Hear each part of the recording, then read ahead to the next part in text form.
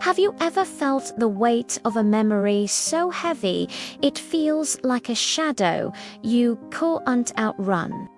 Today, I want to share a story about a woman named Margaret Sloan and a love that lived beyond time, teaching us that loss reshapes our lives, but it never ever erases love. Margaret was a vibrant woman, full of life and laughter. She met her husband Arthur on a crisp autumn afternoon at a local fair. Their connection was instant, a spark that grew into a steady, warming flame. They built a life together, brick by brick, filled with shared dreams, inside jokes, and the quiet comfort of knowing someone truly sees you. They traveled, they danced in their kitchen, they faced life's storms side by side. Their love was an anchor in the unpredictable sea of life. Then, one day, the unthinkable happened. A sudden illness took Arthur from her. The world that was once so colourful and bright turned to grey. Margaret felt as if a part of her own soul had been torn away. The house, once filled with Arthur's laughter, became silent.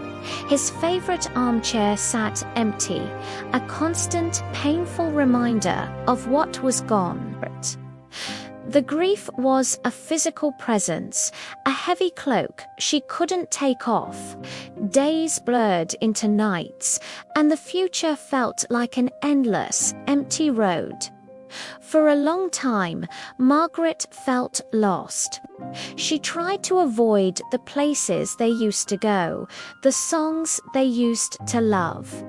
Every memory felt like a fresh wound. She thought that moving on meant forgetting, erasing the beautiful life they had built together. But how could she forget the man who had helped shape the very person she was? She felt trapped between the pain of remembering and the impossibility of forgetting. One rainy afternoon, while sorting through an old box of photos, she found a picture of them on their wedding day. They were so young, so full of hope. Looking at their smiling faces, a wave of sadness washed over her. But then something else surfaced, a warmth, a deep and abiding gratitude. She wasn't just looking at a memory of loss. She was looking at a memory of pure, unadulterated love. In that moment, Margaret realized something profound. Her love for Arthur wasn't something to be locked away with her grief. It wasn't a source of pain to be avoided. It was a part of her woven into the fabric of her being. The loss had changed its shape. Yes, it was no longer a love she could hold in her hands, but it was a love that lived within her, a source of strength and comfort. She decided to stop running from the memories. Instead, she started to embrace them. She began visiting their favorite park again, not with sadness, but with a quiet appreciation for the walks they had shared. She played their songs, letting the melodies fill the silence, not with sorrow, but with the echo of their joy. She started talking about him, sharing stories of his kindness and his quirky sense of humor with friends and family. Slowly, the heavy cloak of grief began to feel lighter. It didn't disappear, but it transformed. It became less of a burden and more of a gentle reminder of a love that was real and powerful. The memories were no longer sharp edges that cut her. They were soft, warm embers that glowed within her heart. Margaret learned that living with memory wasn't about being stuck in the past. It was about carrying the love of the past into the future.